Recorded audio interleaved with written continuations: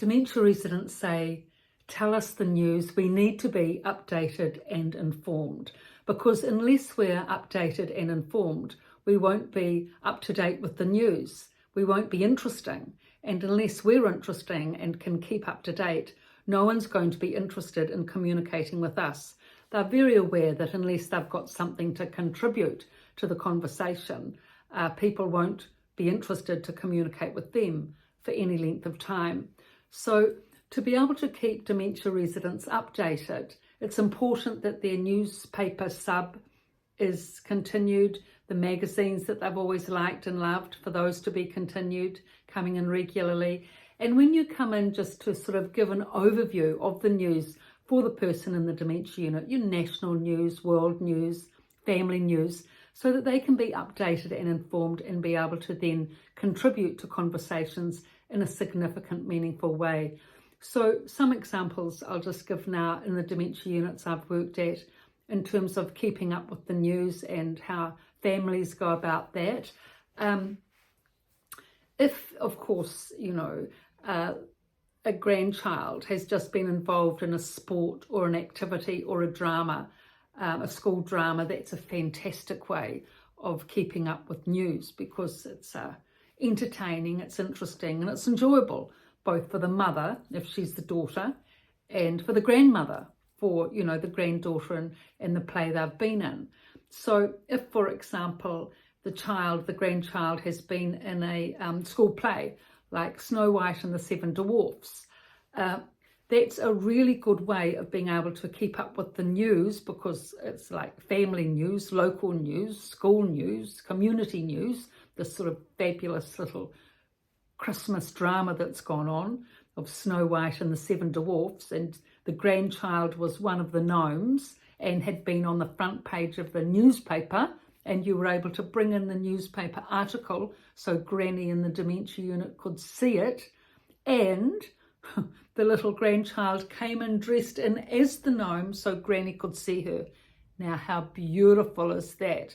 And she goes round as the gnome to all the other ladies and men, and they can see her, and it's quite a conversation topic. This brings in so many ingredients. It brings in socialization, community, friendship, solace, entertainment, fun, communication skills. Everything's activated, isn't it? An enjoyable, mind activating, intellect activating, heart activating, feeling activating time. Everything's good when children are there with a little activity that's going on that grandma can click into. Now, the other reason why grandma is able to click into this activity well is because who hasn't read Snow White and the Seven Dwarfs when they were a child, going right back to those active past memories and getting those activated? So grandma will be able to discuss and know and think and realise about Snow White and the Seven Dwarfs, and whichever dwarf that little child is, she will know about it, chances are, or at least she will once she's told. She can click into the recognition of it.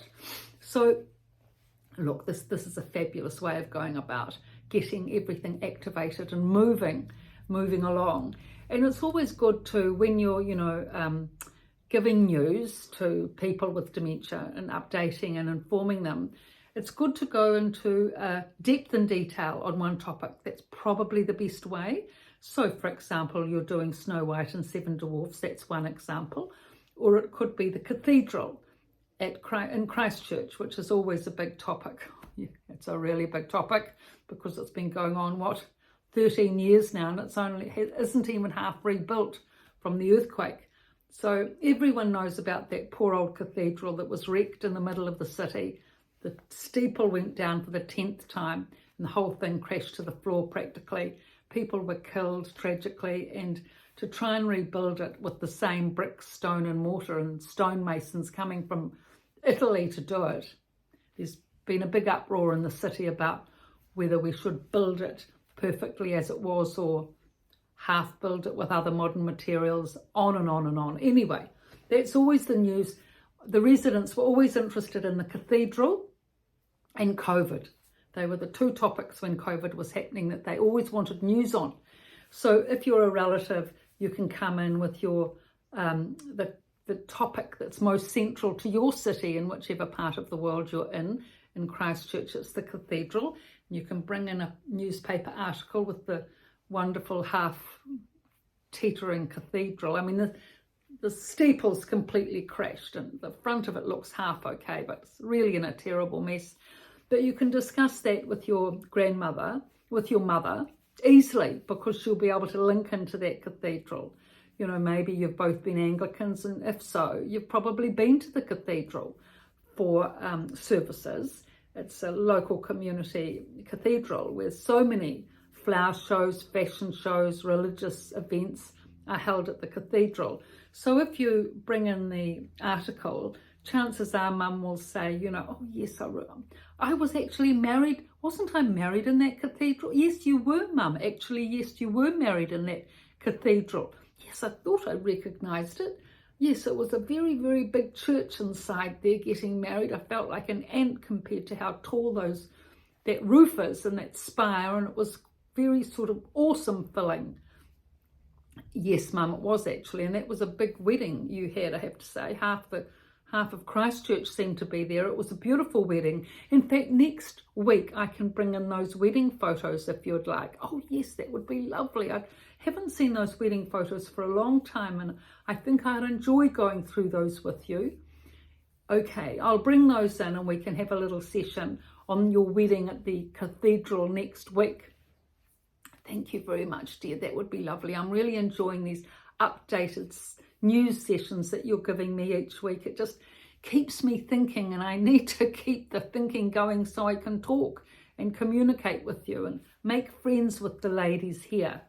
Yes, Mum, that's very good of you to realise all that, and that's why we're doing all this work, so that you can keep the thinking going. Even though your memory's gone, never mind, with the present memory especially, we can work around it to keep this cognition going so that you can have a nice life here. Actually, yes, I'm quite enjoying it now that I'm settled in. It's not so bad. You know, the meals are quite good. Well, how are the meals? Actually, I was going to ask you that. How are the meals and what are you having? Well, I can't remember what I'm having, but I do know that they're good and that I'm enjoying it. Well, yes, you are enjoying them, because actually you've put on 2 kilograms in the last month, Mum. 2 kilograms? Oh, my word. But it's okay, because you were very underweight. You weren't eating much. You weren't cooking much when you were living on your own the last 10 years out on the farm since Dad's passed away. And you'd lost a lot of weight, so it's good you put that weight on. Oh, good. Well, better not put on too much weight. No, you'll be fine. We'll look after that. You can go on to sandwiches instead of cakes for morning tea if it gets too much. Oh, I don't mind having sandwiches. Sandwiches are very nice. So anyway, look, this is the way you go about it. So many ways. Keeping the resident updated, informed on the local news, the national news, the family news. And if you can tap it into with past, link it in with past memories as well, all the better. Much easier for the person to engage and connect and get that cognition going when it's linked in with past memories, as well as the news of the day. Hand in hand, you can do both things at the same time. So it takes a bit of skill, effort and thinking, about creative thinking more than anything actually, and a little bit of planning and preparation. But once you sort of get everything in ducks in a row, so to speak, and you get the knack of it, and you can see your mother perking up as a result, and getting that happiness and confidence with her communication skills and the friendships that she's developing at the unit, all the effort will be worth it, and everything will then start to roll along. So these are the 2 books, The Resident's Voice from a Dementia Unit and The Resident's Rise. I've both written these books, the essence of the work. So if if you like reading, it's really worth getting these books. They're both on Amazon, and you can read the first 1 or 2 chapters there, and on my website description below. And all these videos, so many videos on any of these aspects, on practical positive techniques to help people with dementia. So please pass on to other people affected that to be able to help them in this work. Thank you.